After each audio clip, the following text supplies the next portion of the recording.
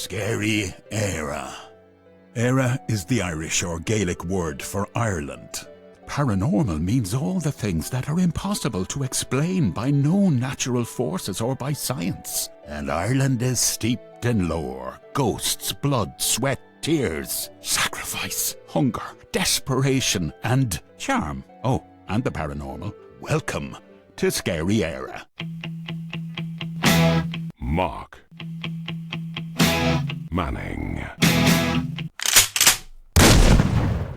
Well, hello, strangers. It's been a while, and welcome back indeed to the aforementioned Scary Éire. Yeah, it's been a bit of an extended break. After I came back from New York, well, things got a little bit wiry and neglect came into play, but there's a reason for it, and I'm going to tell you all about it. But first, I believe in getting stuck right in. P.J Dougg is one of many PJs who are in the paranormal community. He is the founder of Beyond Ireland Paranormal. He's an expert at investigating the county he fell in love with many years ago, Carlow. Follow me up to Carlow. So, was it an angry spirit, a poltergeist, or the dead from a famine pit that made him and his beloved wife and child flee from their home? Listen in. Let's just explore. So, what happened in the house that made you, really kind of scratch your head at the easiest and at the worst get really worried that you had to seek help with the church? What was going on? Right. Okay. And just put it right. We were about 4 weeks in. Okay. And I had this Wi-Fi system in the sitting room, and it was record, okay, and tape deck at the time that goes show you the year. And realistically, I was big into Guns N' Roses. So this night, about 10 to 3 in the morning, the hi-fi system came on, and banging out of it was "Welcome to the Jungle," right? And the wife jumps up in the bed and she says, "Turn that off. How did you leave that on?" You see, she went up to bed before me, thought I fell asleep, came up to bed and left the hi-fi system blasting over it. And I'm sort of looking at her going, no, I had that turned off. So here, out of bed, down the stairs, into the sitting room, I'm sort of looking at it. Power's under it, it's blasting out. So I go over, switch it off. So about 2 nights later, same thing happens at the same time. So I said to myself, the hell is going on here? So that was grand. Powered it off again. Thought maybe there's a slight fault with the Wi-Fi system. Yeah, the wiring maybe. Yeah. The wiring, because it was only I had it roughly about 5 weeks. So what I did was went back down to the shop, brought it down to the shop and says, "Hey lads, I have a warranty here. This is turning itself on." And I wasn't thinking anything paranormal. I was just thinking the obvious. It might be a fault. It might be a wiring issue. Who knows?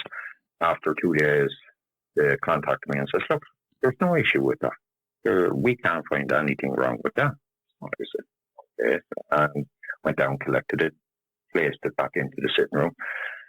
And about 4 or 5 nights later, it came back on. And I says, lads, these didn't do their job. They must have just saying, "Hey, all that he's doing, he must be dreaming that it's coming on or something," because so on. So this time I said, right, I went down, plugged it out. I never thought of plugging it back in. And the next night, the hi-fi system comes on. And I jumped out of the bed, run down the stairs, forgot I had it plugged out from the mains. I could see the power on, went over and went to plug it out and went, uh-oh, how is that possible? Wow. And can I ask, when it was playing was it all the time "Welcome to the Jungle" or was it just random? No, it basically, believe me, I took the record out of the deck and everything else, and it would be the radio that had come on, and whatever channel it was sort of fixed at the time, it'd just be blaring, but the volume was very high on it. So literally, you would have to turn the dial on it, which I had the dial turned down even. Yes. And I was like, And I was still not sort of saying anything paranormal because actually, Mark, I had no belief in it whatsoever. Thing about it was, I literally took the whole hi-fi system out of the sitting room, took it apart, took the speakers off, everything else, and put it under the stairs because A, I wanted a good night's sleep, B, I didn't want the child disturbed anymore, and C, I didn't want the wife going at me, if that makes sense. Yeah, totally. So, and was it waking Nicole at the time, or? Yes, it was. You know, so as a 6-month-old child, yes, absolutely it would. It's bad enough, without anything, disturbing them, because they just do it themselves. But when they're being woken, I could see, yourself, sleep deprivation is used as a major form of torture. That would be driving you mad. And of course you could put it down to a short circuit or a loose wire or a socket or something. But when you went and you literally stripped it back to its components, plugged it out of the wall, and it's gone off again. So that's like a real ring a radio station time nearly. However, there must have been other events that kind of consolidated your suspicions. That was what I call the light stuff. Okay, that was pretty easy. Must be more. Right, go for it. Well, there is more. And the thing about it was that my brother at the time, he came down. He says, "Hey, Peter, can I sort of crash with you for a few weeks? I want to get away from the parents." And I need a relationship with a female from Carlow as well. So at the time I went, okay, that's not rude or anything else. Okay, you can lodge in the back room, seeing that it's a 4-bedroom house, no problem whatsoever. When you go out, make sure you come back at a reasonable time because of a young child in the house, right? After a couple of weeks, he knocked on the bedroom door at 2 o'clock in the morning, right? I said, yeah, come in. The wife was looking at me going, "What's up with him?" And I said, "Don't know." So he comes in and says, "PJ," he says, "why did you wake me up?" I says, "What do you mean? You were standing in the doorway and you were sort of making a laugh at me." I says, "No, I wasn't." And he says, "No, PJ, you were. You had a leather jacket and the white jeans on." And I looked at him. I went, "Gosh, is this lad doing some shit or what?" You turn around and sort of think, what's going on here? I says, "I haven't been out of this bed. We came to bed at 11:30 and you actually woke me up knocking on the door." "And no, Peter, you were in my doorway sort of making a laugh at me." And the wife said to me, "Tell him to go into the room now." And I said, "Look, can you just go into the back room there and just leave it alone?" Because I says, I have no explanation for this. And so the next morning he got up and he was sort of in sulky form and you were sort of going, "Oh gosh, he has the hump." He was the youngest in the family. I sort of approached him. I said, "Look, Ian, I never came in your room. I never knocked on the door." I said, "That has nothing to do with it." So he says, "Look, we'll agree to disagree." I says, "No," because I says, "I didn't come into the room." So the following night, here we hear this massive bang down the stairs, right? He says, "What the hell?" And so I jump out of the bed, and here he is at the top of the stairs, right? Hang on, he's at the top of the stairs or at the bottom of the stairs? No, he's at the bottom of the stairs. Right, okay. And I said to myself, "Oh my gosh, he's dead." Because he was literally mangled on at the bottom of the stairs. So I run down the stairs, and I says, "The hell?" He says, "PJ, I'm getting out of this house." And I looked at him and I says, "Why, what did you do? Did you miss a step and just fall down the stairs?" He said, "No, PJ, I was pushed." He says, "I was coming down, ready to walk down the stairs." And he says, "That's it. Somebody pushed me from behind." I looked at him and I says, I have enough of this now. It's still not questioning the fact that it was a paranormal situation. So the next day he got his bag and left. And I thought, well, we'll have a bit of peace now. I think literally, it could have been too much drink or something like that. A few days after that, I was in the kitchen doing something. I got a fierce pain in my arm. And I had short sleeves on at the time. And the wife says to me, "Look at the bruising on your arm." It was like somebody had grabbed me. Oh, PJ, I want to do a little dance after here now. That's really freaky. Yeah. Go on. And it was the impression of somebody's hand had pressed into my sort of arm and it left it all bruised. I said, "How the hell is going on here?" And still, I wasn't saying anything paranormal. Okay. No, but it's getting personal. But, yeah, at this point, it was getting personal, and I was still not sort of shouting the paranormal card. Okay. And I sort of went to bed that night, and I remember sort of, sometimes I have to think myself asleep.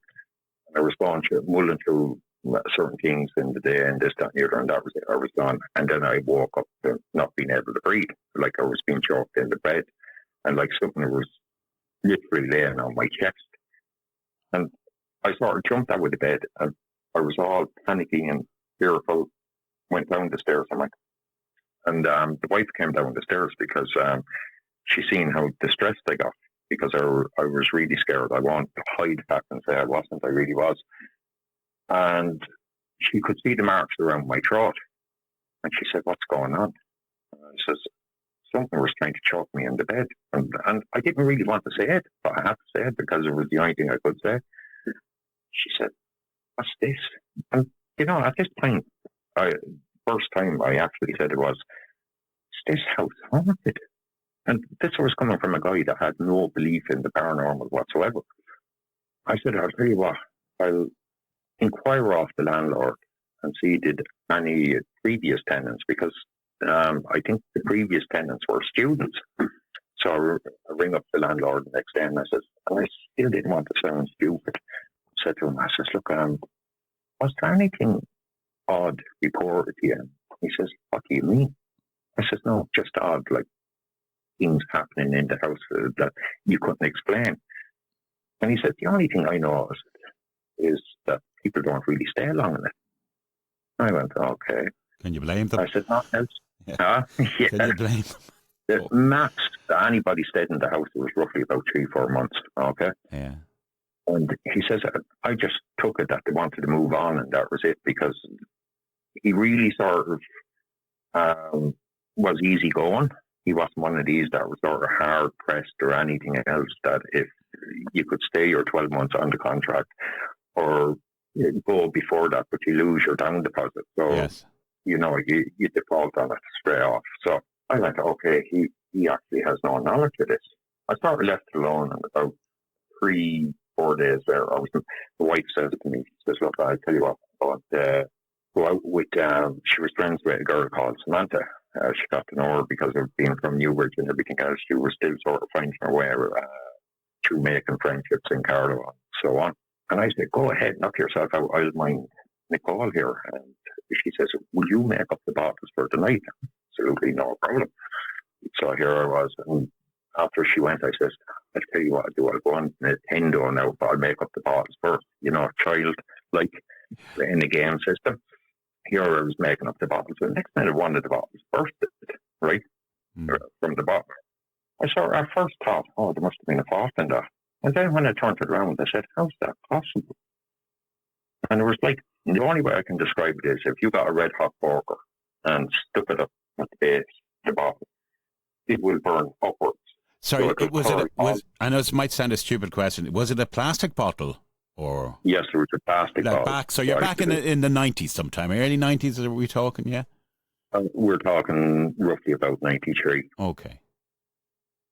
So, and I thought to myself, that's strange, that's impossible. I was expecting to see a crack on totally, yeah. Totally, because of the pouring in the hot water and sure, and mixing the formula, and next minute you see it's burnt upwards. Yes, like something had poked into it. Yeah. Yeah. And I said, "How's that possible?" And still at the same time, I kept looking at it. I went, okay, I'll just discard it. I can't explain it. And, and still logic was telling me that's not possible, because I'd have to have something hot, shove it up the way the plastic would go upwards inside the bottle. I sort of left it alone, didn't say anything to the wife. And about 3 nights later after that, I woke up with a burning sensation all across my back and chest. And when I jumped out of the bed, I felt like I was on fire, for a better word.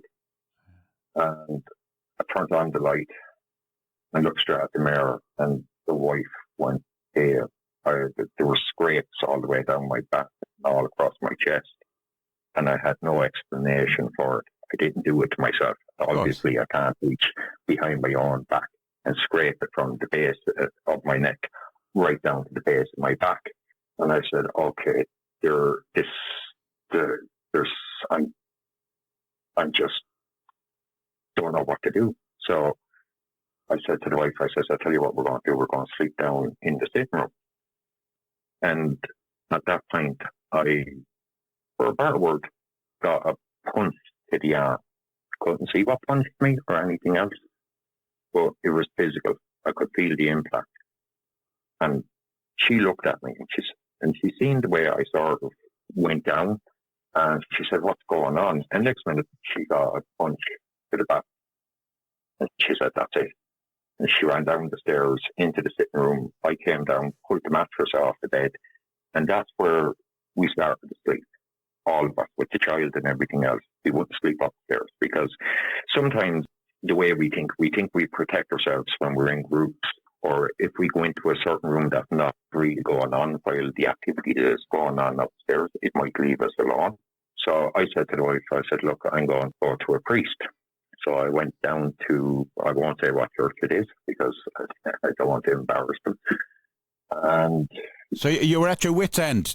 Are you a religious man, or are you like a lot of us of a general belief? Or no, I wouldn't have considered myself religious at that point. I would have been just general belief, in what you sort of reared into.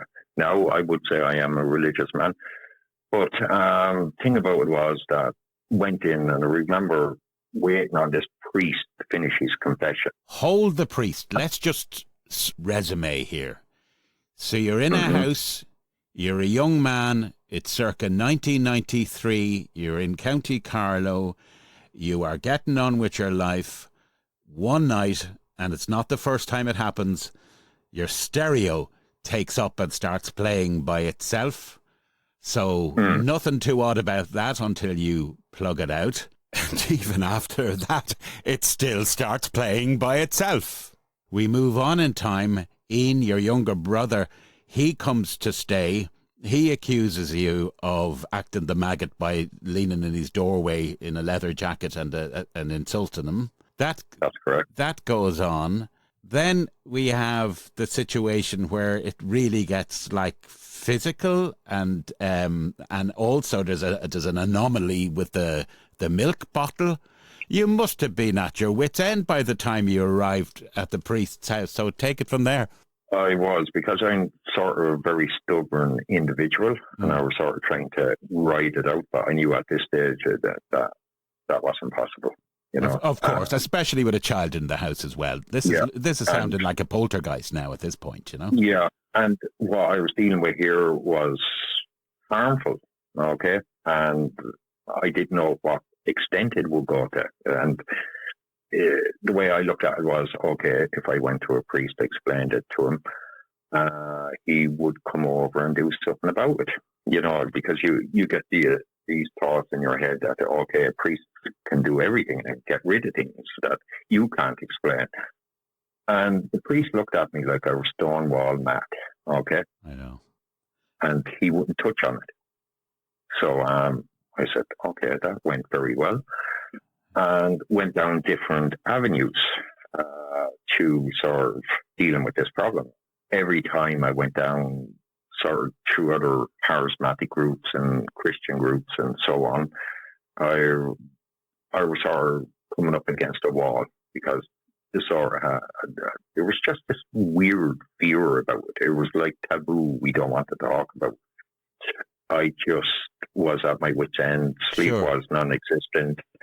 And you were just thinking about it the whole time. You were dreading sort of roughly from 8 o'clock onwards in the evening.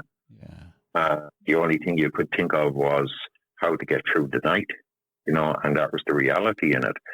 And you couldn't sort of get any validation from anybody that at the time that there's something about this house, or somebody has come up to you and say, hey lad, if I was you, I'd get out of the house. We had an experience or whatever. There was none of the above.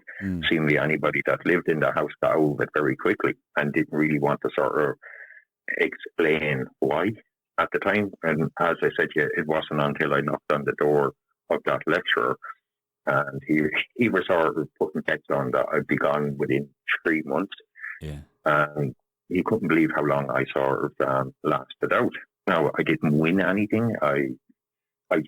He confirmed what I feared, that he says anybody that was there previous to yourself left the house and the landlord had knowledge that there was something going on, because he said people were telling him, and obviously they were telling the landlord, that something they couldn't explain rightly was happening to them.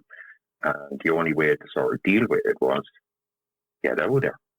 Sure. And the thing about it was that when he explained about the owner, which died 10 years previous, being in the house, or I sort of got the sense that we had an angry spirit here. And if you sort of died in your own house, weren't found for a week, and, maybe out of that situation, this aggressive haunt happened, okay? But what was interesting about it was that years after, I was hearing reports about other people going in, students going into it, literally they were beginning to voice that the house was haunted. Then couples would go into it and they would have the same experience. And then up to about a year ago, I remember I was out for a drink. I sort of knew this man, and he sort of came up to me and he says, look, just looking for your advice on something, PJ. He says, what's that? And the man's name was Martin. He says, my son needs €1,000 off me because he wants to get out of the house he's living in. I said, okay, right. And I says, what's the problem? And he says, and you see, it's still sort of with some people, it's a stigma to say it's haunted. Of course, yeah. Yes, he stated that the house is haunted. Well, I think he's trying to get an easy €1,000 out of me. And I don't know why you're trying it out or anything. And I says, where is he living? And he says, he's living up near the Air Oak vicinity. I went, oh. And then I said to him, does he live at number such and such? And he says, how do you know? The name, I said the name of the estate to him, and he goes, and he sort of went pale and looked at me. He says, I'll tell you what now, you give your son that €1,000 very quickly, because what that chap is telling you is the truth. And he looked at me. I says, I'm not joking. Believe me, I lived in it back in the 90s, and I know exactly now what his fear is. He, I don't know, did he ever give his son the money or anything else? No, but it was further validation for you. Tell me, how long did you stick it out in there? 8 months. Oh, wow. God, you should have got a medal for it, because I think I would have been gone within a day or two. Actually, to be quite honest, I would have been if I had to have the finances. Yes, of course. Realistically, I didn't at the time. You're caught. So I get it. First of all, how old was this house? This house was, say, the build on this house was roughly about 25 years old. So it was contemporary, 50s or 60s or whatever it was. So, 60s, I'd say. Yeah, so it wasn't that old at all. And was it remote from any other houses? It was in an estate. It was in an estate. Okay. Yeah. To look at it now, you think it was a very peaceful estate and everything else, but realistically, inside this house, it was its own personal hell. Yeah. You mentioned now, and now is an interesting time, because you can probably go back on the internet and research the history of the land, at least it was on. I did research the history of the land, and there was an interesting point on it. And I met a chippy one day, okay, a carpenter. Now, he worked on those houses, and he sort of said to me that the houses themselves were partially built on famine land to a degree. On what land, sorry? Famine. Of course, yeah. Okay. And he said that when they were digging up the ground, they came across a variation of skeletons. And it took time and process before this was all sort of laid to rest. It was cleared out and everything else. But realistically, what the builders really had done was disturb graveyard. They desecrated it, yeah. They desecrated a famine pit. Probably there was a commercial imperative to get things done, so I'm sure it wasn't probably, or any disinterring that went on was probably done with very little respect. I'd say more likely. And you see, that sort of validated it for me then, that what we were dealing with here now wasn't just one individual passing away inside the house, but there was multiple things that behind it all that literally contributed this haunt. But it wasn't the only. Years later, I found out there was another house in the estate that was having problems. Now, I don't know exactly to what extent or anything else, but I know certain people were talking about having issues, and it was always going up for sale as well. So it's obvious that wherever the burial was, literally this house would have been sitting on it. And when it got cleared away, whatever stayed behind, like an attachment, it sort of volleyed on in the land. That's where it was coming from. Of course, yeah. I think what happens at times is something traumatic or horrific happens in an area at certain times. Yeah, maybe certain atmospherics can bring it back into play. The only thing I'd say in respect of yours, as we touched on earlier, is it got personal. So that would sound like an individual entity or spirit of some kind. And, maybe it was their way of saying move on as well, get out. I know it's a classic. We use it here all the time. Get out. Get out. There you go. So that was the end of that, or was there anything else? What happened then in PJ's life to pursue paranormal? Oh, we'll be finding out in the coming weeks. Sorry, folks, I had to cut it there just for reasons of time. P.J. Doug, thank you so much. I will be using the hour and probably hour and a half of audio that we had, as I said, coming soon. Now, after this, we need to talk. Hi, Jenny Sullivan here. I am the creator and founder of Emerald Isle Paranormal Researchers. You can find our latest investigation of the beautiful and infamous Leap Castle. You can find that on our YouTube page and our Facebook page.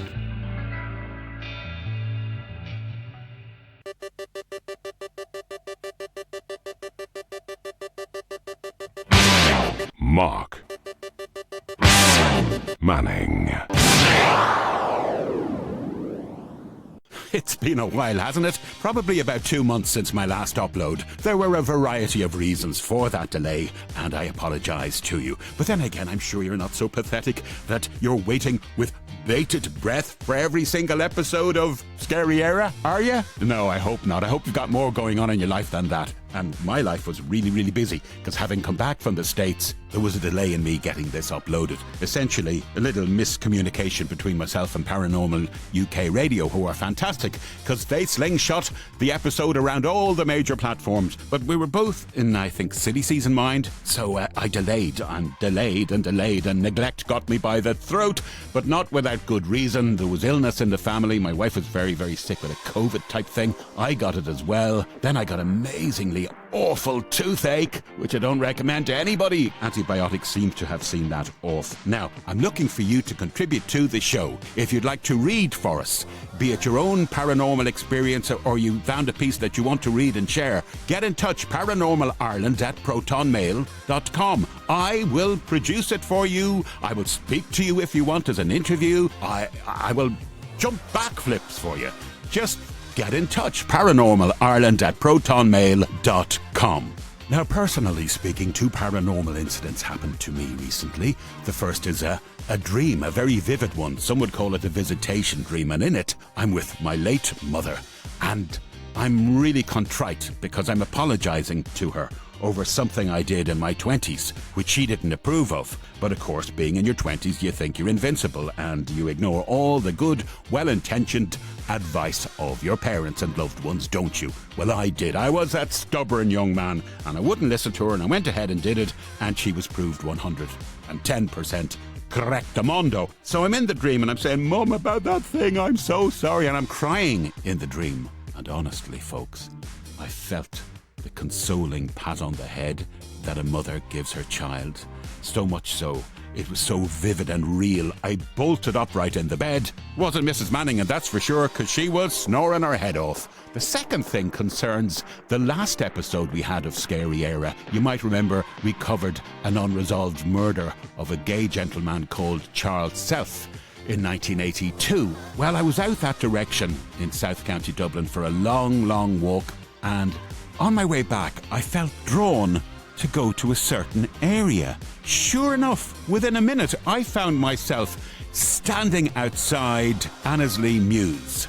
Proviso, if you're living around Dublin, don't be going to Annesley Mews and annoying people. I'm sure they want to distance themselves completely from that bloody history that went on in 1982. So leave them alone. But anyway, I found myself outside the gate, literally, and I went, wow, it sounds fanciful, but I felt drawn to it. It was like I was called to it. And I'm not just making that up. And you see, the thing was, for years, I knew about the murder and I had a rough idea where it occurred, but I was totally wrong. It was in the vicinity, but I was wrong. And suddenly, because we broadcast the piece, it would seem okay. It could be a quinky-dink coincidence. But there I was, drawn to right outside where that awful murder happened all those years ago. Coming up next, we're going to hear about ghostly goings-on in Lismore Heritage Centre, County Waterford, because the PSII team, paranormal investigators, have been hard at work and they've something to share. And as well as that, later on, we're going to take a snapshot of history from 1985 to be precise, where a family felt they had to flee their council house in favour of a 4-berth caravan. And it wasn't just one of those, oh, we want an upgrade stories as well. There was a lot of reality to it, so you'll be able to hear what happened to the Courtney family back in 1985. But before that as well, we will be back in the leafy, affluent suburbs of Dublin South for poltergeists type happenings reported by Helena Byrne 5 years ago or so. Off we go to Lismore. An Irish paranormal research group, Paranormal Supernatural Investigations Ireland, PSII, has reported unusual phenomena at the Lismore Heritage Centre in County Waterford, following an overnight investigation of the site's historic courtroom on the 2nd of August 2025.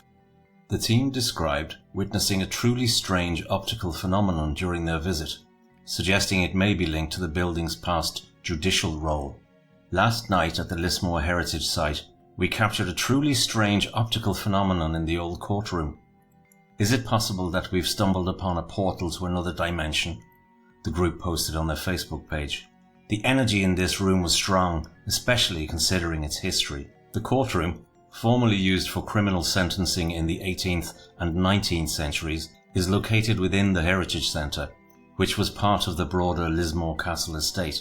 Historical accounts indicate that individuals sentenced there were sometimes taken to Gallows Hill, roughly 1 kilometre away, for execution. This is where individuals learn their fate after sentencing, with some tragically sent to Gallows Hill to be hanged not far from here. The post continued. PSII suggested that the emotional weight of the courtroom's past may have left a lasting impression on the site. The history of this location adds layers of intrigue to what we witnessed. Imagine the souls that once filled this room, hearing the gavel fall and facing their ultimate judgment. The weight of their stories hangs in the air, and it makes you wonder, could there be something more than just memories lingering here? And that's not all. We also have an incredible image of a 7-foot translucent, entirely captured near this very spot. What does it mean? Are we witnessing echoes of the past? Or is there something else at play? The figure, said to be approximately 2.13 metres in height, reportedly appeared near the former judge's bench. While PSII has not yet released the image publicly, they have indicated it will form part of their ongoing documentation. At the time of writing, we have not seen the reported image, but remain interested in reviewing any materials made available. While Lismore is known for its deep historical roots, including its ecclesiastical and legal past, there is limited officially released documentation of paranormal activity at the site. Hi, it's PJ here from Pukavogue Paranormal. We've just completed our latest investigation in Leap Castle. Our next 2 upcoming investigations will be Redwood Castle and Leap Castle The Return. We can be found on Facebook, Instagram and TikTok. And of course, our team is Pukavogue Paranormal. Oh, and just a little note as well. I believe Pukavogue Paranormal's Facebook page was down recently. I think it may have even been hacked. So good luck to the team with restoring that. Now let's see what Bertie Brosnan is up to. Followed by possible poltergeist goings-on in leafy suburb, Vesey Place, Dublin South. Bertie Brosnan here. Recently did the Scary Era podcast with Mark and I really enjoyed it. Hopefully you can listen to that podcast as well. But I'm a filmmaker, author and video producer for anyone that doesn't know me. You can get all my information, all my links at www.bertiebrosnanfilms.com, including my recent book, The Forgotten Prince, a novella detailing Brian Boru, the Battle of Clontarf, his son Donegal and Brodier of Man, the villain of the piece. This is a part of a trilogy and I'm writing the sequel at the moment. You can get it via my shop, www.bertiebrosnanfilms.com, or just go on to Amazon and type in The Forgotten Prince, Bertie Brosnan, and it should come up. Thank you so much. Take care. Enjoy the rest of the show. We are here in Vesey Place. Just over in that direction you'll find Dun Laoghaire. Over to the side here you'll find Monkstown. This is a really, really beautiful part of South Dublin and the Dun Laoghaire Rathdown County Council area. But these houses behind me here actually have a very dark history. And you wouldn't think it with the birds singing in the trees here, the seagulls overhead. We've had plenty of children cycling by. It's a lovely area. But houses 1, 3 and 5 are said to have been tormented by a poltergeist for many years. Collectors of this story, there were 2 collectors, Desmond O'Connor, who was from Blackrock, and a gentleman from Monkstown Farm called Edward Noel Coffey. And they continue to repeat over and over in their account that these accounts of poltergeist activity can be proven by various witnesses. It's also said that in house number 3, there was an old woman living there, and at about 11:30 at night, she heard a voice telling her to stop brushing her hair and that she was going to die alone in an asylum. And 4 years later, allegedly, that is exactly what happened. But in all 3 houses, like I said, there was poltergeist activity, and the people living there would hear dressers jumping up from the floor and smashing back down again. They would also see black cats making their way underneath the doors, even though the doors were sealed shut and locked in some cases. What I would absolutely love to do is go and knock on some of these doors and ask them if they've experienced any poltergeist activity, but I'm not quite sure what sort of response I would get, so maybe I should leave it. Yeah, a couple of things over the years, but I've learned, well, I suppose it's not learned, I've just become accustomed to it, and I think it's kind of, it's maybe it's another sense or something. But often when you go into places, you'll get a feeling for the place, and you'll get a feeling of whether or not it's comfortable.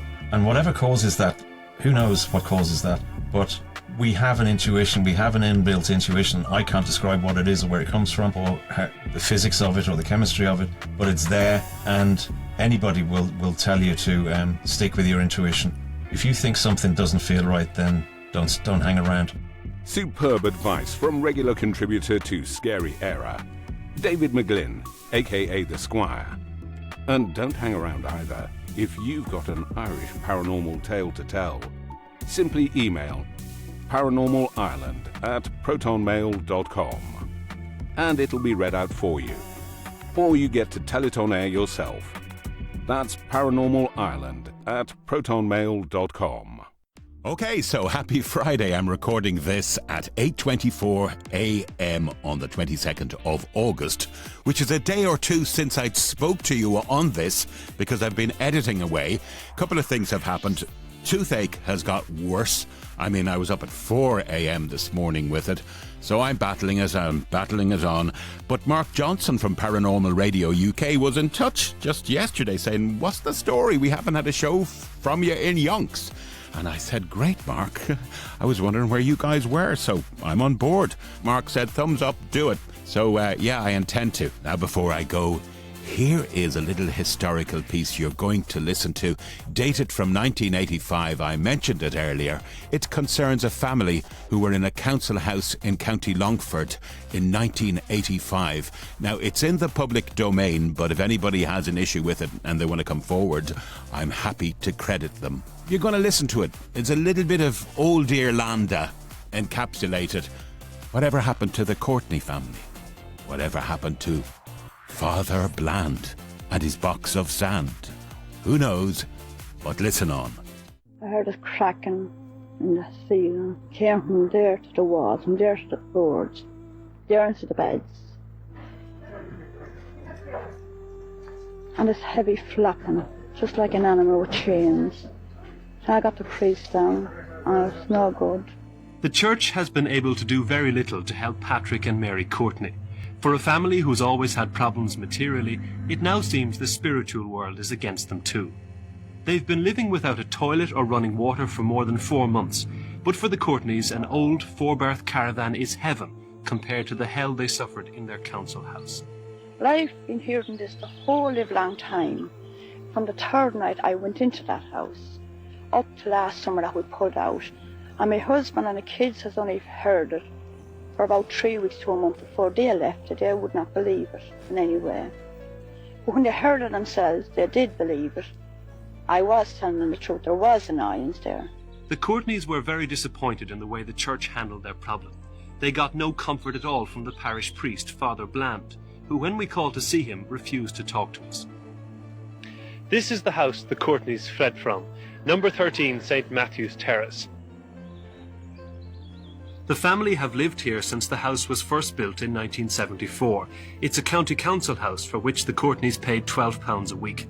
When the pounding noise became unbearable, they approached the priests of the parish. They told us it was nothing to harm us or anything, but still I couldn't cope with it. It was just getting the better of my mind the whole time, praying in my mind the whole time, the way it was this flapping and tramping and knocking, and then the lights going on and off and one thing and another, you know, and I couldn't stick it any longer. Well, Patrick, Father Bland recommended that you put sand outside the door. What was that about? He told me that to get a bag of sand, dishwash sand for building, and he'll up outside the back door with the bag, and not to step in it. If you wanted, he said he wanted to go out to jump it, and not to walk on it. But he didn't do it. I didn't get the sand. Because we partly guessed what he wanted it for. He wanted whatever was in, he wanted to settle it like that. Because it's people to take sand now to settle it both like that, all right.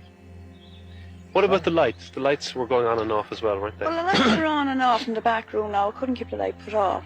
Father Walls put off the light himself, and still he denied it. Father Bland, he did put it off after he putting it off. I heard it about 3 weeks after Mommy and Daddy heard it. And what was your reaction? Were you frightened by it? I was frightened. And had you been sceptical all along that your mother was hearing this noise in the first place? Yeah. And what did it sound like? Pounding and tramping our feet, knocking on the doors, and the delphine and the beds and all beside us. The Courtneys' neighbours in St. Matthew's Terrace are now expecting a new family to move into number 13. They're due to arrive this week. I think there is something in it, because the parish priest came down several times to pray in the house, and when the priests were there was no sound at all, and when he was gone the sound was there, and they lived in a shed for 3 weeks out the road there, in the cold at night and everything, and I still say there is something in it, because the priest wouldn't comment on it. Have you been in the house? No, I haven't, or I wouldn't go into it. A lot of people were saying that they left the house because of the rent. And as far as I know, the rent was paid up to date. And I wouldn't live in the house if I got for nothing.